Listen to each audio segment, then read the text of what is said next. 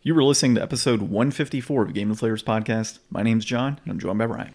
Hey, everybody, here at the Game Deflators Podcast, we like to talk about games we've recently picked up, games we're currently playing, and we get a higher education in decapitation in this week's Inflation Deflation Challenge.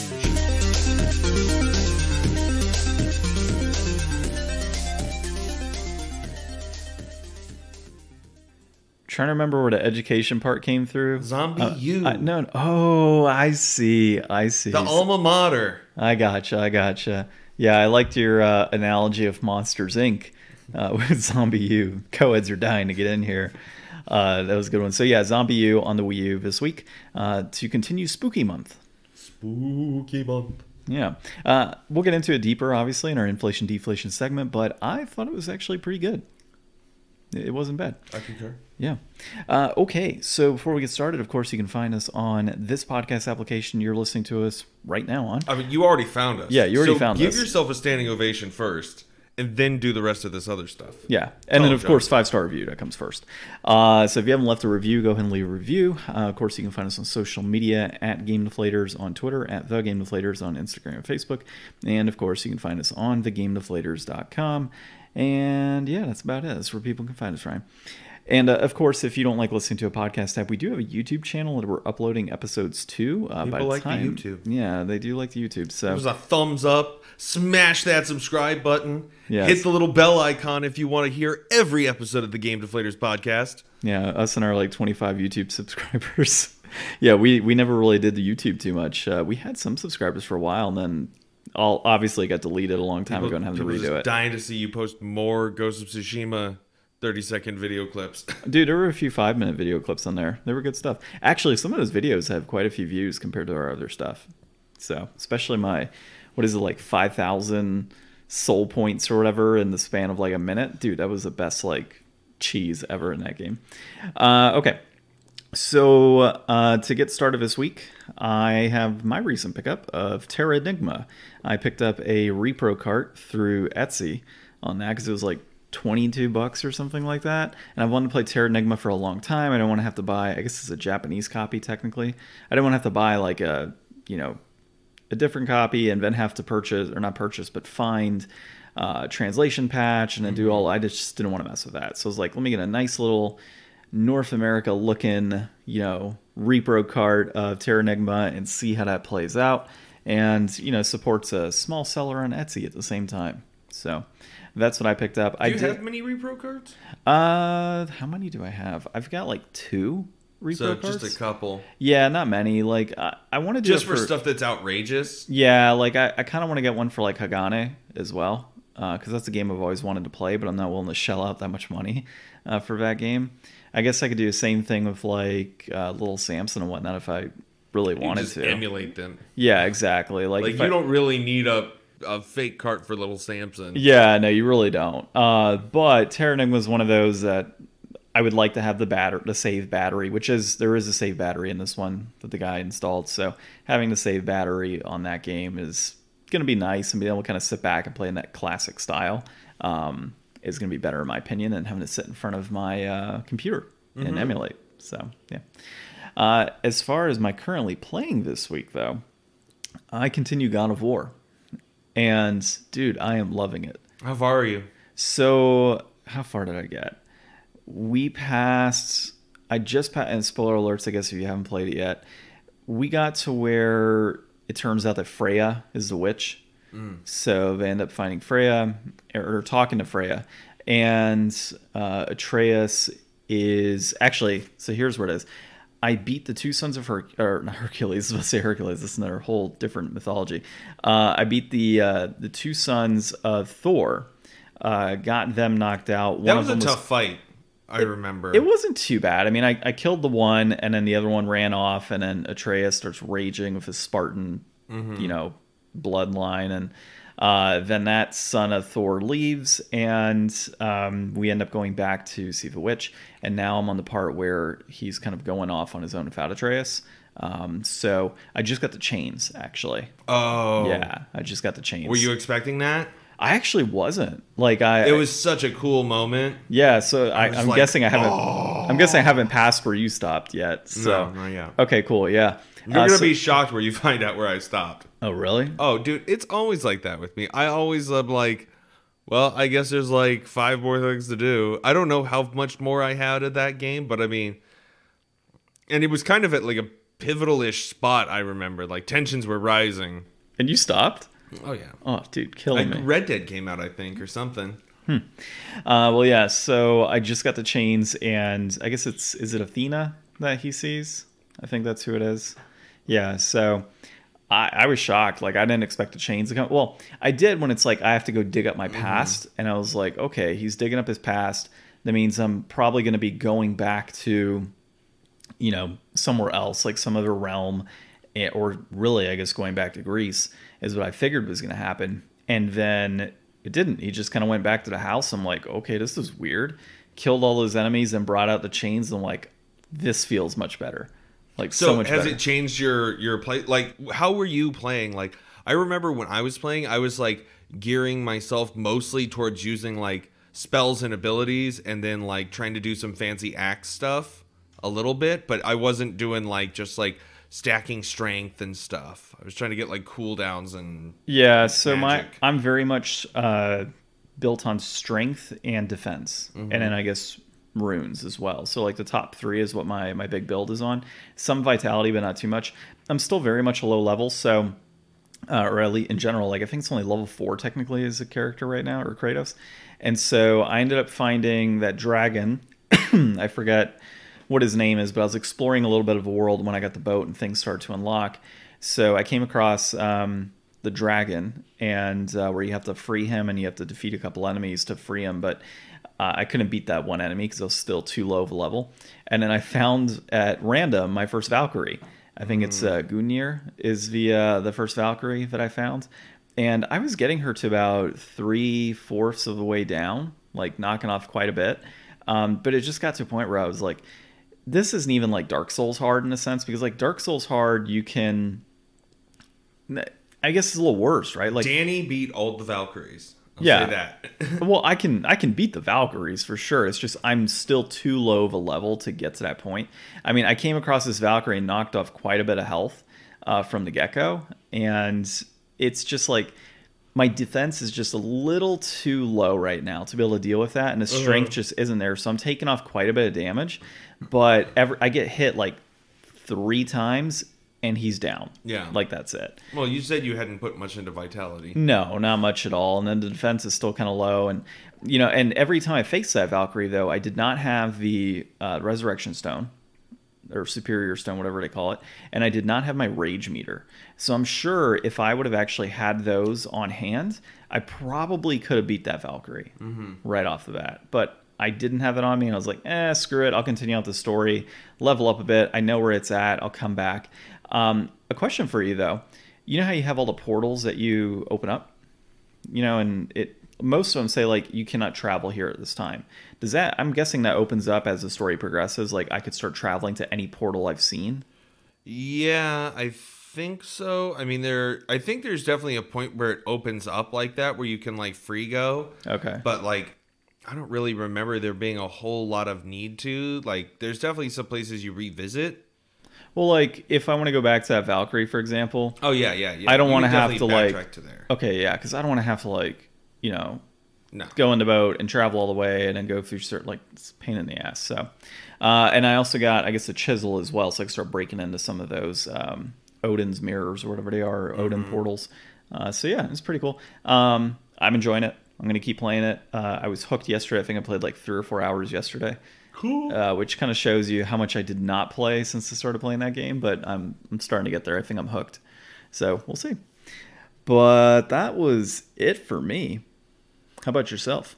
So no pickups this week. I've been doing a little bit of window shopping online. We were talking the other day about the secret layer drops that are coming out. And there's just some really cool looking stuff in there. Like, if you guys haven't seen it, they have these, it's like Monster Madness or something, or I don't think I think Monster Madness is like a different one, because this isn't all monsters. This has like some spells and stuff too, but like it's a 4-pack and they look like old movie monster posters, and they're totally not what you expect a Magic card to look like at all.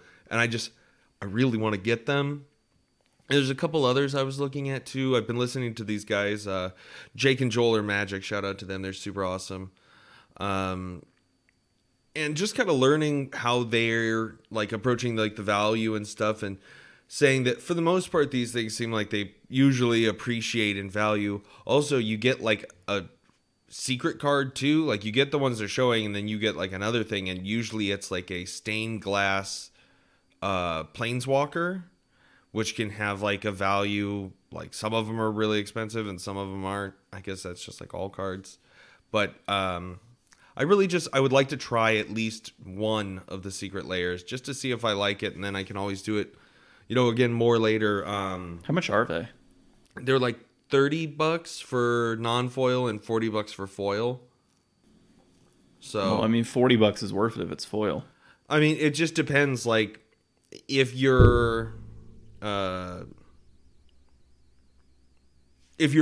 it and then you decide you want to sell like 2 of them, at least the people who are buying secondhand have the opportunity to get them cheaper later on down the road after they stop printing them. Gotcha. I think that's probably like, because like for the most part, like they'll come with like some of them have like one of each color of a thing.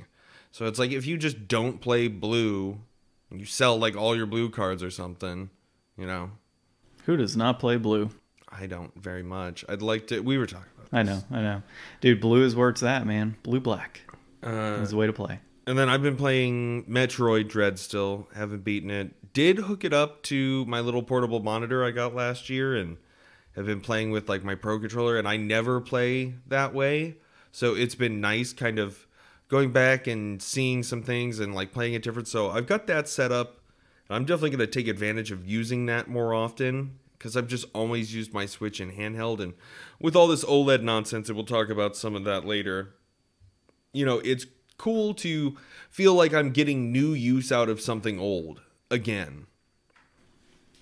So as far as window shopping is concerned, I'm still looking at some Magic stuff too. So I still have to get the Innistrad set. So that's on my radar. The new one drops on like the 19th. I know. So I'll be getting this one and the new one drops. I also have Aether Vials that I'm looking at for my Goblin deck. So I really want to get those locked in because that's really like for tribal stuff. That's like key. Like you have to have those. So I want to get those. And of course the Commander decks from 2019. So I've noticed, dude, Commander decks, for whatever, dude, they just skyrocket in value over time, depending on the decks you're looking at. So the 2018 set for Commander decks, they're like $150 a piece for those decks. Oh yeah, dude. Like if you go into like the game store, you can see them like up on the shelf, like the old ones, and some of them are like $250 or something crazy. 2017 is like $800 or $400 for some of them. Crazy. Yeah, it's insane. So I'm definitely buy like cards. Don't open the box. Well, make money. It's not even so much opening the box; it's just the cards in there. So I found on MTG Goldfish, I was looking at the 2019 sets, and it says that in that set there are 63 cards that have been going up in price, and about 4 that have been decreasing in price. And if you look at the Ikoria set, which is the other one I was looking at, the 2020, that one in particular says that of all of those cards, there are approximately like 43 that are going down in value, and there's only like 20 something that are going up in value.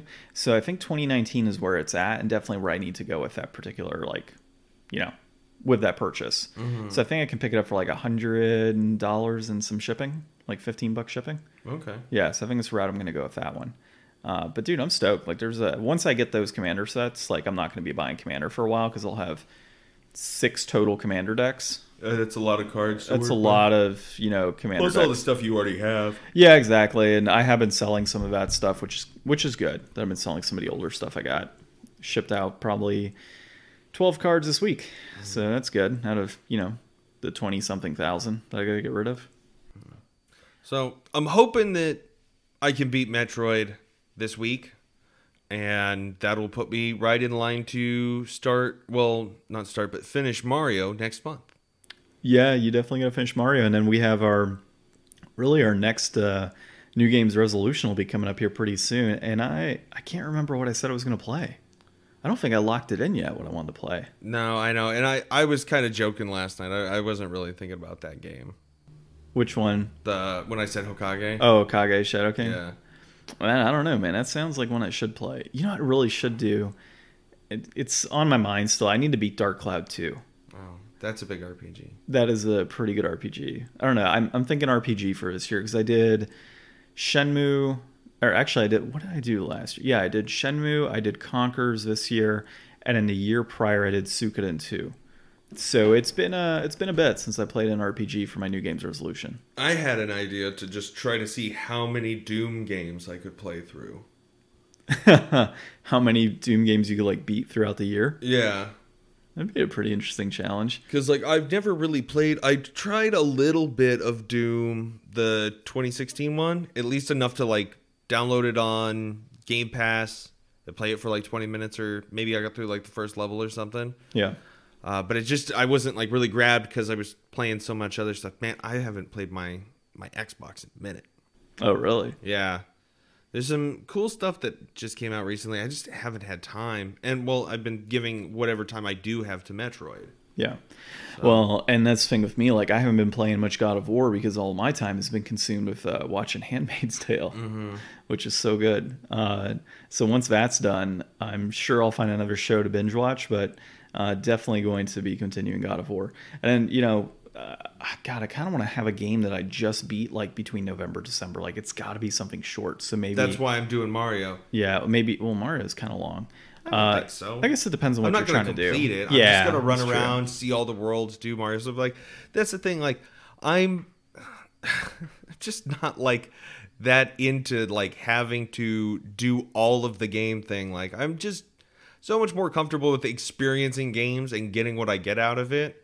Like I played for so long, like, you know, League and Halo 3 and Battlefield 2 and, you know, COD 4. And like, I spent so long playing games that you just play forever. And then at one point I was like, you know, I think it was after I beat Earthbound for the first time, because I had tried to play Earthbound a few times.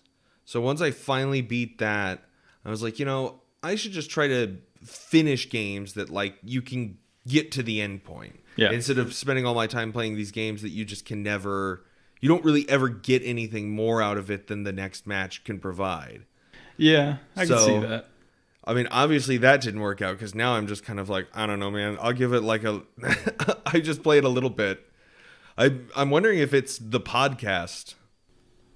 What? Just because you have to... Well, we just kind of like play things like a little bit, and I'm conditioned to like enjoy my games the way I enjoy like YouTube videos.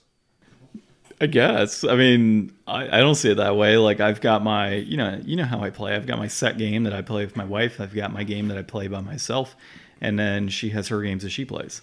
And so, you know, it's just more so... Play your little games. Yeah. You know, it's funny. I was actually talking with Barry of Premium Games yesterday, just chatting with him about like Biomutant, because we had chatted with him several months ago. And Biomutant was not a good game, but I was not going to quit on playing that game. There are some games I've put down, and it's not honestly because like I want to quit it and not play it. It's because I forgot to continue them. So like South Park is one of those. Yeah. I never did beat South Park. And it's not because like, you know, I found something else. I don't want to talk about South Park right now. I'm still mad at them. For what? They put out 2 hour-long specials over the course of the last like year and a half. Oh, yeah, that's true. Yeah, they haven't done much. They made a documentary called 7 Days to Air where they were like, hey, this is how we make every episode. We literally don't have anything, and then we put it all together in a week. You can't make a documentary like that and tell everybody you've been doing it that way for like 20 years and then just be like, I don't know, man, we'll give you a special. And then we're going to not do anything.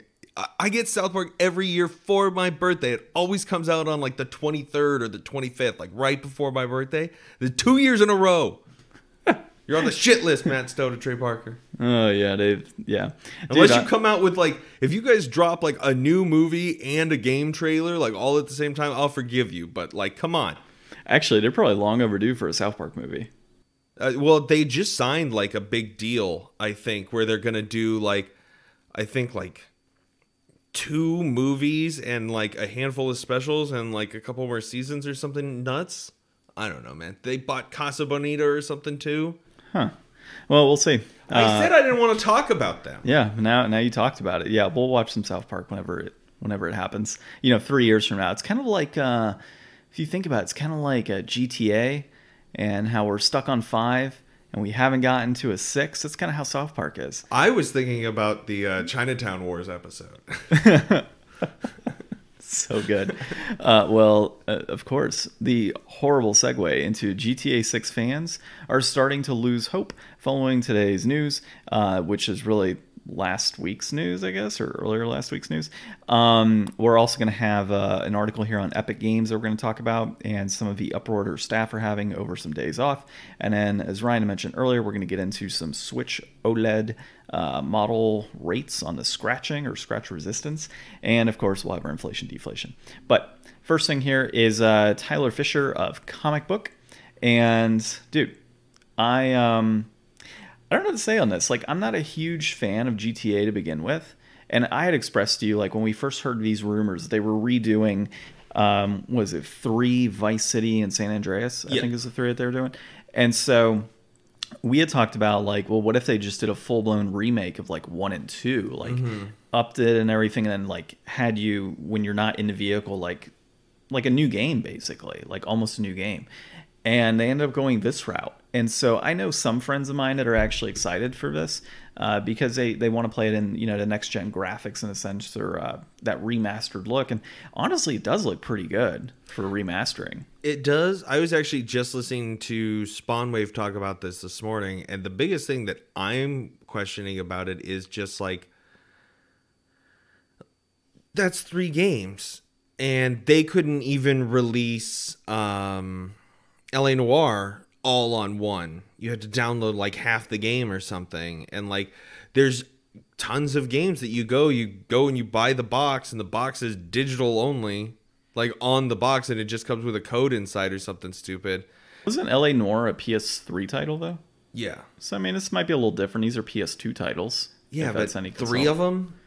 Yeah. I mean, and they're the biggest of PS2 titles too, probably. Yeah, but I mean, if you consider that they were on DVD essentially, and then Blu-ray, just like how much could fit on a Blu-ray in comparison wasn't to... LA Noire also on PS3?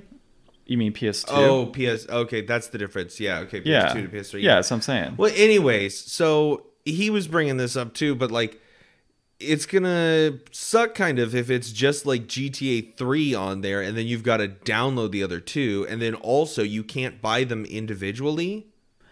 You can only get the bundle, and then they're splitting them out so that Game Pass is getting, I think Game Pass is getting 3, and then now PS Now is getting Liberty City. You mean Vice City? Vice City. And then who's getting San Andreas? Is it? Those are the only 2 streaming services. So I mean, I was gonna say like maybe Nintendo's getting it exclusively or something like. Well, they don't have like a thing like that. Yeah, though. I know. Well, I mean, they do technically, but it's for old stuff. Yeah. Yeah. Send it to Stadia. Well, I guess the big question a lot of people have, and they're starting to lose hope, is like GTA 6 is something that's been on people's minds for a very long time. And the fact that they've got enough studios and people. There's like 4 Rockstar branches now, aren't there? I don't know how many branches there are, but what I do know is people are still scared that this isn't going to happen anytime soon. So it's not. No, it definitely is not going to happen anytime soon. Like, I would be shocked if... I mean, maybe this is... I'll take back to shocked. Maybe this is kind of a lead up into some sort of announcement at the Super Bowl. GTA 6 commercial at the Super Bowl. Do you realize how insane that would be? I mean, it honestly, that might be the smartest dumb thing you've ever said. It might be, dude. Like, you get people hyped right now, all the classics, the trilogy. And it wouldn't be out of place because, like, the thing is, GTA 5 is the most sold game ever made. It's the most selling piece of media a human team has ever constructed. Yeah.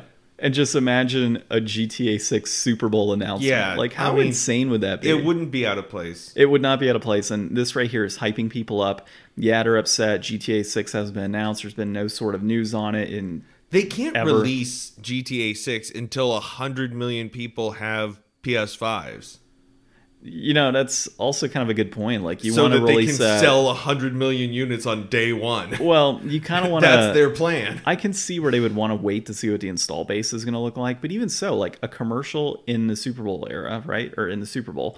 And then with a release in like spring of 2023 or something, right? Like, you get essentially between both consoles, between Xbox and PlayStation, you're looking at, maybe 50 million install base roughly between the two companies at that point in time. Well, you wouldn't announce that it's a year out at the Super Bowl because you would just announce it's next month at the next Super Bowl. Yeah, but why would you would want that hype, dude? Yeah, but the Super Bowl ads don't do that. E3 trailers do that for gaming. Like, it wouldn't make sense to be like, hey, everybody in the Super Bowl, wait a year and a month for this. You realize how many people that own copies of Madden also just only own copies of GTA games? Yeah, I know, but it would make more sense for the Super Bowl, for all that money you're going to spend, to be like, hey, this comes out in 2 weeks. That sounds way better than, hey, sit on your hands for 14 months while we finish this up and hopefully don't delay it. Well, it could be 12 months. Well, and what if it got delayed? Then all those ad dollars would be like less effective. Yeah, but you still hype people up. And you get them looking at other GTA games. So you're starting to make me want to retract that compliment. Nope. All right, moving on to the next article. So this one is Ethan Gak at Kotaku. So Epic Games are facing staff uproar over ending popular time off policy. So Epic had a policy where it was like every other Friday they would let their employees take off.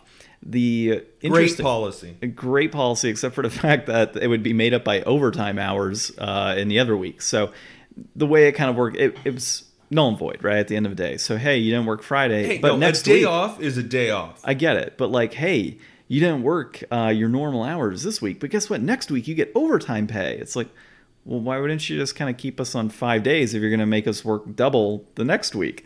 And I think that's worse, to be honest. Like, I would rather work a 5-day work week than have 1 day off and then the next week have to work double the amount and catch up because I missed everything I needed to do the prior week.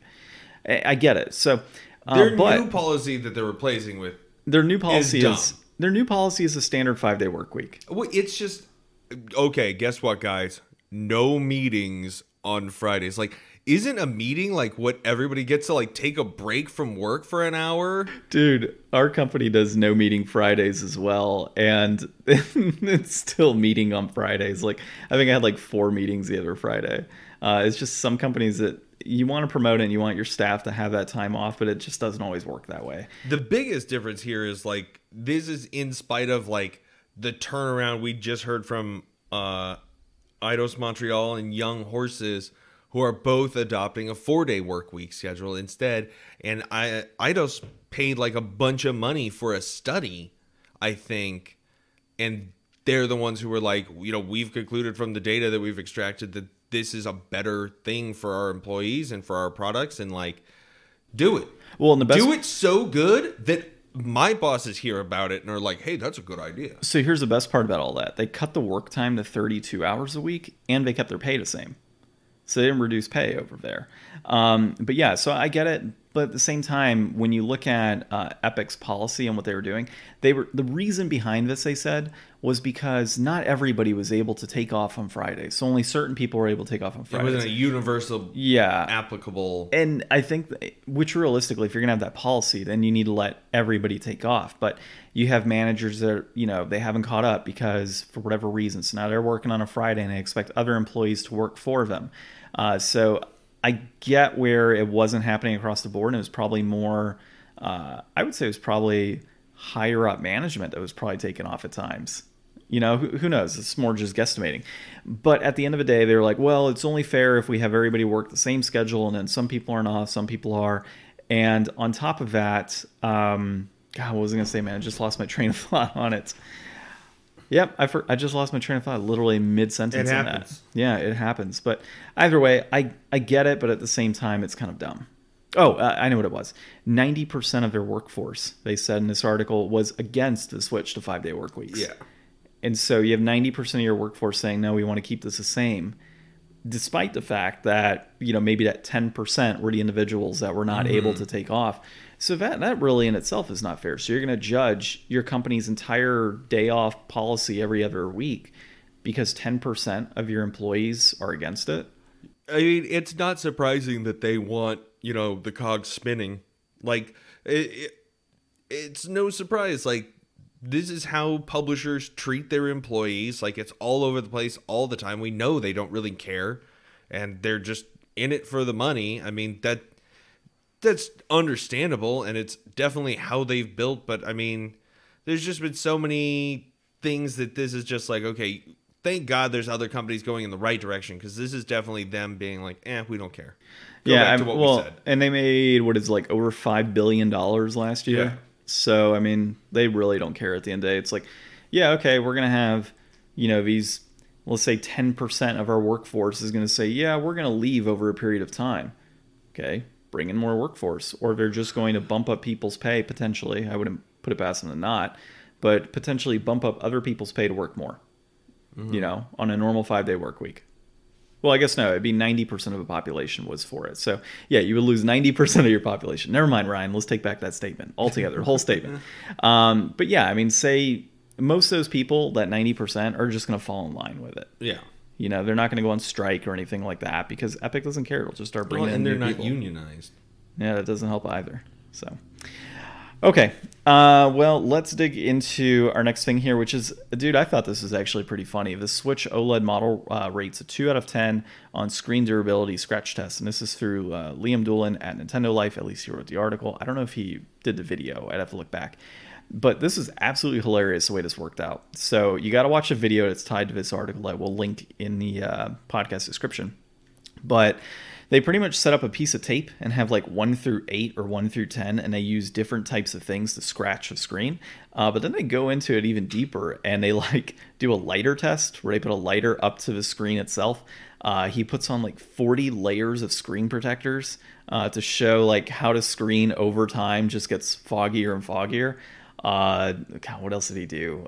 He took a utility knife and started scraping over the buttons to showcase how the buttons like the X and the A and all that type of stuff are actually a part of the plastic itself. It's not just a print on. It's not just a layer over it to where it fades out. It's literally part of the plastic all the way through. Yeah, exactly. It's like a cake. And he starts taking apart joysticks and everything else. It's actually a really cool video to watch. The abuse. Yeah, there's a shit ton of abuse on this one, man. Pretty much tries to break the Trigger Switch warning. in half. Yeah, you definitely have to check this one out. But I would have to say that this does not surprise me. Did we expect a different outcome from taking a utility knife and scratching it up on a screen or a coin or anything like that? And knowing that Nintendo's protective film on there is not one of those glass films that you can put on your cell phone. It's just a thin plastic protective film that they put on there to help. Essentially, if your Nintendo Switch falls and the screen, the glass breaks, this film is supposed to help so that it doesn't shatter and go all over the place. Regardless, you should be protecting your investment with a glass cover. And that's what I've done for my Switch. That was the first thing I did, dude. When I bought it, I didn't take it out of the box. I actually, in advance, purchased one of the glass screen protectors to go on there. So that way, if it did fall, I'd be protected. And maybe I did, maybe I didn't. Literally the day after I got my Switch, it came in the mail and I popped it on there. Haven't looked back since. So, I don't know. What are your thoughts on this whole thing, dude? This whole take apart or dissection of the Switch? I just think that it's very informative, and I mean, this guy definitely did a lot of work to show off what it's made of. But I know that I'm just reading into it this way because it's not on purpose or it doesn't really come off that way. But it just seems yeah, man, if you attack something with a knife, you're going to scratch the screen. Saying that it's a 2 out of 10 because it has this film on the top of it. I mean, people know you can scratch a screen. I mean, I don't know if that's necessarily super easy in comparison to like other things. Like I've got a folding phone now with that like on the inside. So I'm just always trying to be careful of that stuff anyways. Like I've got a few little abrasions on my Switch, and actually it's mostly around like the bezeled edge part, not really on my screen so much. Well, but I can hardly ever tell. I mean, I don't really go too hard on like portable consoles for being like, you're never going to have like a Vita that's just like perfect. No, I mean, you're not. Because but it's a portable console. You expect that wear and tear to result. Depends. I mean, you know, with my PSP, for example, that PSP is in fantastic condition. Because you probably never taken it out of your house. Have you ever thrown it in a backpack and taken it on vacation? I would, but I had a case that I put it into. And the same thing with my Switch. Whenever I leave town or whatever and I want to bring my Switch with me, I put it inside of a case. Well, yeah, I mean, but still, I mean, normal wear and tear happens with like transitioning from like a case. Yeah, it does. Yeah. I get it. They did mention, though, that OLED has a metal bevel now around the edge, which the original Switch only had plastic. Mm-hmm. So that's pretty cool. So it seems like it is built a little bit better, which kind of makes me feel better about the price point, and that's a little higher. Yeah, I really would like to play with one to see how much nicer it seems, because it's just like, if they come out with like a cool designer one, like I really wanted that Let's Go Eevee Pikachu Switch for a little bit. That was pretty cool. And then I did like the Animal Crossing one, and it turns out like I think you could still go find that in a Target if you're like without looking too hard. I just saw one at Walmart yesterday. Yeah. So those are still out there. Like it would be so cool to upgrade to something like that. Like maybe it wouldn't surprise me if they did a Breath of the Wild 2 one. I never did see one of the Let's Go Pikachu or Let's Go Eevee one in store, though. No, I didn't either. And I haven't seen them ever since. Like, that's one that I think legitimately is going to be up there in price down the road. Yeah, I mean, anything Pokemon. Well, yeah, but I mean, Animal Crossing has been everywhere. Like, you can find one of those Switches anywhere you want. Like, they still have them in store, like we had said. But the Pokemon one, I never saw them when they were supposed to be in store.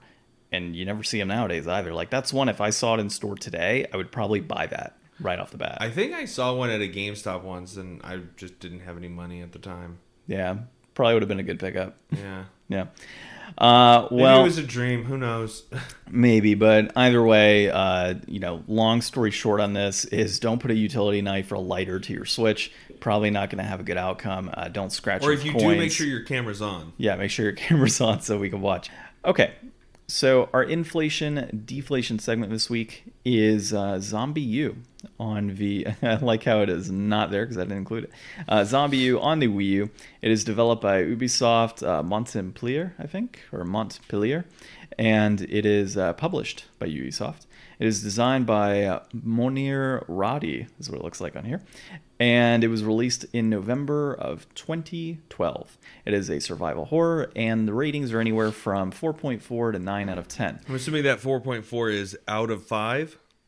No, out of 10, actually. Okay, so this runs the gamut. Yeah, this is all over the place.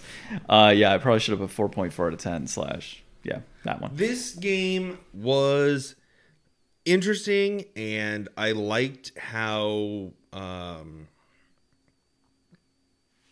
don't know, like we never played these games for super long, but like all of the like CCTV, the loading screens like showing like the underground for like the tube, and you know the Englishness of it came through. Wait, it's set in the UK.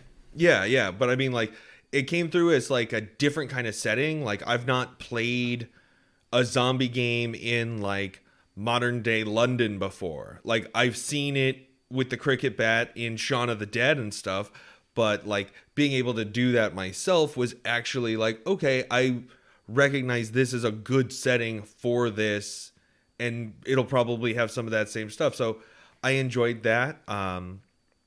It's weird getting used to the controls on a Wii U as somebody who's never been a Wii U player, having that like dual screen, but like it's not like a DS where it's all just right there and there's kind of a lot more going on. It controlled fine once we turned the sensitivity up. Mm-hmm. I think it was good. I think that I remember a lot of people giving this game some good praise, but just the overall general failure of the Wii U kind of tanked. And then I know this was released as Zombie on other platforms, but I would probably wager by that time there were superior zombie games on other platforms. Like, this probably was great for Wii U and only so-so for other platforms. So the interesting of this game is Nintendo had, contacted Ubisoft and was like, hey, we want to do a mature rated game. One that's better than Devil's Third, apparently. And Ubisoft initially was like, oh, well, we'll do like a spin-off of Raving Rabbids was their idea here. So the game was initially kind of being developed out as killer freaks from outer space with small agile monsters being like the key enemies. And ultimately it got retooled to be like ZombiU. And the other interesting part on that is that ZombiU was originally the like kind of, name that they were going with, The like working project title. name. Yeah, that working title. And we're like, oh, well, we'll keep it as ZombiU because it's a zombie game and it's on the Wii U. So that's what we're going to do. Should with have it. called it Project ZombiU. Project ZombiU. That would have been pretty cool. But yeah, so the idea was, hey, let's take this Raving Rabbids and do a spin-off game. And ultimately they were like, well, probably not the best thing for our franchise of like a kiddie type of game to make it, mature. So they decided to not go that route. But, I really liked the permadeath component of it. Like, I'll say the controls were not the best, but I thought the music was good. The art was good in this. Like, the style, the graphics were actually very good in this game as well. It's tense because you never can really pause. Yeah, it is pretty tense. Like, even when you're trying to jump into shortcuts and such, like go through sewer systems, you're still being attacked. And you have to, like, died move. right at the end. Oh, yeah, right before you could get in there. So that's pretty cool. But the permadeath the way it works is, you start out if you're a survivor and you are contacted or put into connection with a prepper, or he's called the prepper. He's kind of like Atlas from BioShock. Like, he's directing you around on the radio and knows where to send you. And then if you die, you just assume that he walkie-talkied somebody else walking by that place one day. And now you're that person instead. And you just follow the same thing. Yeah, essentially. And you kind of start from your last save point for the most part. And it's interesting because, like, if you want to pick up your supplies, it's kind of like Dark Souls or one of those Souls type games where you want all your supplies back, you got to go kill the guy that just permadeathed, like earlier. And so, and you see the character name come up. So ours is like Leon Anderson, probably the same name for everybody that starts that game. But Leon Anderson, after he dies, you could see his name appear like off in the distance, and oh crap, like if I want all the stuff I just picked up, I got to go over to that guy and kill him. And they have, like, you can move stuff between your backpack and, like, storage spaces to, like, leave things around. Yeah. Which you only have so much inventory. Yeah, which is actually a pretty cool aspect too, because you can, in a sense, get away from the permadeath kind of by keeping them in storage units near that spot, so you can go back and get that item. It's taken a lot of things that, like, are familiar with, like, Resident Evil format and stuff, but it definitely felt like its own game. Yeah, like I said, man, I really enjoyed this. I thought it was very unique, and I would be interested in trying out the non-Wii U versions. I think it's only PAL on PS4, and then it's on Windows, and I think it's at Xbox as well. But I didn't see anything, like, at least on price charting, I didn't see anything for Zombie. And it might have been like a digital release only in the US at least.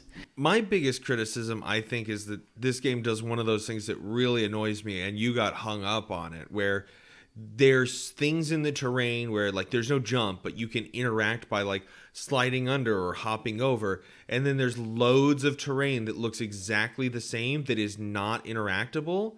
And in a zombie game where, if there's 4 or 5 guys coming after you and you go into a corner where you were like, oh, can I hop this barrier? Yeah. Yeah, that was super frustrating the first time that I had, that the character perma died. Basically, I shot at a zombie horde and was like, well, let's see what happens. And they started chasing me. I'm like, oh, cool. I got to get to, like, the next spot. And it's like, oh, all right, let me jump over this, like, regular barrier, but I was able to jump over here, but now I can't in this spot. And then I was just going in circles trying to get around these barriers, and of course my character ended up dying. So I get you, man. Like, that is one thing, like a huge pet peeve with games, when there are certain elements that you can jump over, and then not all the time does it allow you to. And then I don't know if it's just me because I've been playing Metroid, and Metroid has a very vertical map, you know, as opposed to this map was like a top-down view. So like I was having a hard time kind of like trying to look at the map and then move and then play on the screen, because like in Metroid it's so easy because it's just a side scroller. You can just look at the minimap and not even look at what your character's doing at all and just go wherever you want to go. Yeah, I agree with you on that, man. That's kind of, and your eye always wants to go down to that minimap that's on the screen and be like, oh, where am I going next? Like, what is... And then you kind of just lose paying attention. Yeah, and that's part of it too. I mean, you're so distracted. And, you know, when you kind of look at this, it is a very well-rounded type of zombie game experience. Because you, in that situation, you would be distracted. You would be trying to look at your map, or you would be like trying to find something in your backpack. And when you're trying to go through a sewer system or something for a shortcut, like, you are going to be pausing for a moment to try and figure things out and jump in there. So I get it, you know, where like that situation where you died, like you wouldn't just jump down a sewer system. You would be kind of squatting down to try and make your way down this ladder because it's a long chute. So yeah, I think it does a very good job overall of capturing the experience. And I did like the not cutscenes, but actually, yeah, that cutscene in the beginning was actually very good. Like the way they kind of introduce you to the zombies and the whole like process of escaping. I thought that was really interesting. Yeah. Load times are bad though. Yeah, load times were definitely bad, and it did like this weird thing where you'd like click a door and then it starts loading, but it doesn't take you out of the action. You just have to wait till the door opens like 10 seconds later. Yeah, which is really weird. But know, I kind of like that. Like, hey, we're going to let this load and get to that next area, but you can walk around in this general area and still do and stuff. Just wait to hear the click. Yeah, so that's kind of cool, I guess. So the easiest part about the inflation deflation this week is going to be talking about the price. Yeah. So brass tacks on this, complete in box, you're looking at breaking the piggy bank open and spending $484. That did peak at $34.98 back in April 2013 when it was still relatively new. And that's been holding steady ever since, basically. Or at least it's holding steady now at the fours. Loose $457, that peaked at $45.20 back in November 2012. But that's like right when the release happened. So, I mean, that was just kind of the turnaround. And that's been kind of steady too. So, I mean, no matter what, you're going to be able to get your hands on this for nothing and get your value out of it. Like, this is one of those ones where it's an obvious, deflated. Like, this game has more than $5 worth of value, but it's just abundantly available for a system that is not abundantly available. So I would say, if you want to play this game, buy the Wii U first. yeah, that's going to be you can always buy this game later. It's not going to go up. But those Wii U's, there's less of those than a lot of other consoles out there. Yeah. The cool thing is that this game was originally kind of slated to potentially get a sequel. But because of how poor it performed financially, it ended up getting canceled to get a sequel. If you do want to spend the most money, you could buy a PAL PS4 version for $14.34 complete in box. I kind of want to buy it just to try it on the PS4. Yeah. See how it plays. And then, of course, the cheapest version is the Wii U version. But I would say our rating on this is definitely deflated. 100%. Yeah, definitely. Like, this is totally easily worth like $10 for this game. Yeah. So we do have to figure out next week, because that is our last spooky month game next week. We'll have to find something that's really good. Yeah, we'll figure it out. We'll figure it out. Yeah, there's some good stuff out there. All right, well, I don't have anything else. I'm assuming you don't have anything else. This has been episode 154 to Game Deflators Podcast. My name's John. I'm Ryan. And thanks for listening.